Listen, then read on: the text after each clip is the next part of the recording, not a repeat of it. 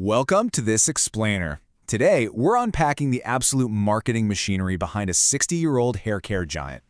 Look, maintaining cultural relevance in the beauty industry for over half a century, that is no small feat.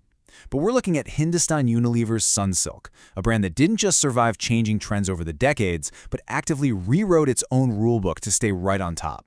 Now, before we even look at their strategy, just wrap your head around this number.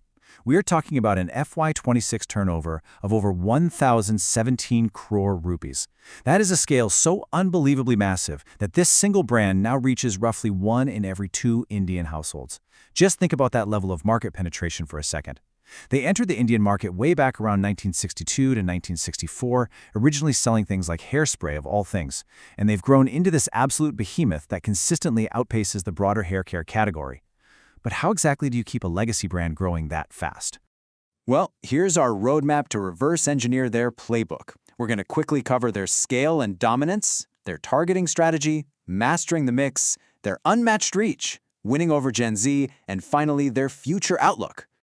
All right, let's kick things off with Section 1, Scale and Dominance, and their overall market leadership. Hall's historical dominance is just undeniable. I mean, their overall hair care portfolio holds a commanding market share of over 60%. Sunsilk is frequently cited as one of the top 3 shampoo brands overall, and they are a true leader in the mass and youth segment. Holding more than half the entire market sets a fiercely competitive stage for the whole industry. When you're the undisputed giant, your strategy isn't just about winning customers anymore. It's about literally defining the landscape. Moving right along to Section 2, Targeting Strategy and Precision Positioning. So how do they find their people in such a crowded market? It all boils down to 2 words: affordable expertise. Sunsilk isn't just selling soap for your hair. They specifically target women, primarily aged 15 to 35, who are appearance-conscious, fashion-oriented, and value-seeking. We're talking about students, young professionals, and homemakers who want visible results, the shine, the bounce, the smoothness, but they absolutely do not want to pay that premium price tag. It's a brilliant positioning because it perfectly bridges the gap between high-end salon aspirations and everyday household budgets. And this right here is a fascinating balancing act. You see, Hall has to manage its own internal competition. Sunsilk carves out its own distinct lane of youthful confidence, style, and sisterhood, and it does this without cannibalizing its own corporate siblings. Think about it. If you want family health and strength, Hull sells you Clinic Plus. If you want gentle care and moisture, they sell you Dove. But if you want youthful style and salon-like expertise, bam, that's Sunsilk. They perfectly segment the market so every brand wins a completely different consumer. Okay, Section 3, Mastering the Mix, specifically focusing on product and pricing. You know when you're staring at a wall of shampoos in a crowded store and it's just overwhelming? Well, instead of presenting a confusing shelf full of science jargon, Sunsilk uses a highly visual, color-coded system that makes it incredibly easy to navigate your specific hair needs. Black is for glass shine, yellow is for soft and smooth, and pink is for thick and long bounce. This visual shorthand is incredibly powerful. It literally makes the purchasing decision immediate and frictionless for the shopper. But hey, it's not just about pretty colors, right? They actually back it up with genuine, localized innovation. They aren't just relying on basic shampoo formulations. They co-create with global experts to launch climate-relevant solutions. For instance, they were first to market in India with post-wash frizz serums formulated specifically to combat the country's unique heavy humidity. This proves to the consumer that the brand actually understands and can fix their daily local struggles. Now for the multi-million-dollar question.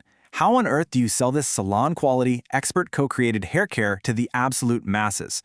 The answer? Penetration pricing. More specifically, 1 to 3 rupee sachets. This tiny, affordable price point drives massive rural trial and daily volume. It completely democratizes hair care. You might buy a large pump bottle for an urban household, sure, but that 1 rupee sachet is exactly what brings the aspirational lower middle class and rural consumers right into the brand's ecosystem. Which naturally brings us to Section 4, Unmatched Reach and Omni-Channel Distribution. Because look, a 1 rupee price tag means absolutely zero if people can't find the product. So Sunsilk leverages an omni-channel monster of a distribution network to ensure total visibility. Step 1, they're sitting in millions of traditional local Kirana shops. Step 2, they push deep into rural areas using Project Shakti, which is this incredible initiative employing rural women entrepreneurs to distribute products. And Step 3, they are hyperactive on modern, 10-minute quick commerce apps like Blinkit and Zepto. Literally, from the most remote village to the fastest urban delivery, they are omnipresent.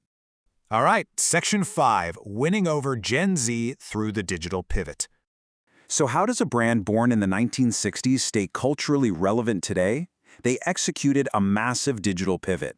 They completely moved away from just relying on traditional TV endorsements and stepped right into the culture.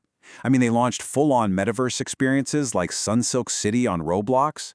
They broke records with viral dance challenges like #BounceNotchum, featuring the Mohan sisters, which cleverly combine traditional and modern dance forms. And they're backing all this up with a major 2025 packaging revamp featuring brighter colors and premium holographic cues, designed specifically to pop on social media. And it all builds up to this brilliantly seamless loop. They blend traditional reach with digital participation and content to commerce. They aren't just making fun little videos, they're creating a seamless purchasing engine. Think about it.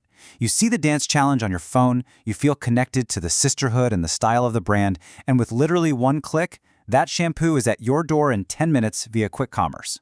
It is a masterclass in modern sales. Finally, let's wrap up with Section 6, future outlook and the competitive roadblocks ahead. Because despite their dominance and this big science-led refresh, the road ahead is actually pretty bumpy. The whole category is aggressively shifting toward premiumization and natural ingredients. There's this massive surge in hyper-niche, direct-to-consumer Ayurvedic and herbal brands, and they're fighting intense ingredient efficacy wars. Plus, Sunsilk faces a really delicate balancing act here. They have to chase this urban Gen Z audience with Roblox and holographic packaging without alienating their core older rural audience who still relies on that 1 rupee sachet.